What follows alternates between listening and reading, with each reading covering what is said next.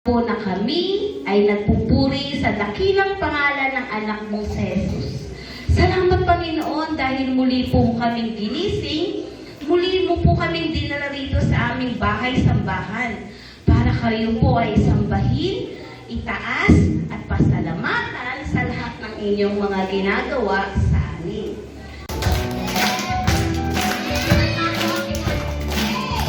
Ako'y isang mamamayan ng Diyos, hindi ko ito kalilimutan. Ako'y isang mamamayan ng Diyos, sa Panginoon ako palagi. Ako'y isang mamamayan ng Diyos, hindi ko ito kalilimutan. Ako'y isang mamamayan ng Diyos, sa Panginoon ako palagi. Kapayapaan, iniingatan niya ako. Kapangyarihan ng Diyos, nagtitiwala ako sa Kanya. Nagtitiwala ako sa Kanya. Nagtitiwala ako sa Kanya. Di kayo naririnig kung tumayos pa kami? Tapa! Kanta kayo. Ako isang mamamayan ng Diyos, hindi ko ito kalilimutan. Ako isang mamamayan ng Diyos, sa Panginoon ako palagi.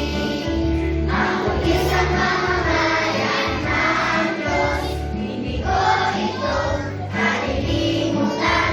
Ako isang mamamayan ng Diyos, sa Panginoon ako palagi. Kapayapaan,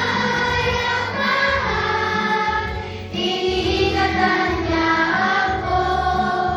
Kapangyarihan ng Diyos, nagtitiwala ako sa Kanya. Nagtitiwala ako sa Kanya.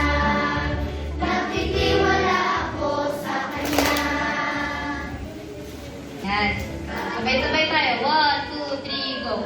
1 chapter 4 verse 23. Subalit, dumarating na ang panahon at ngayon na nga na ang tunay na sumasamba sa Kanya ay sumasamba sa Ama at sa kasabahanan. Sapagkat ganyan ang tunay na pagsamba na ninanais ng Ama. 1 chapter 4 verse 23. Say 2. 1. Yes. Sabay-sabay na tayo. 1, 2, 3, go. Unang Pedro, chapter 4, verse 10. Bilang mabubuting katiwala ng iba-ibang kaloob ng Diyos, gamitin ninyo sa kapakinabangan ng lahat, tinanggap ng bawat isa sa inyo.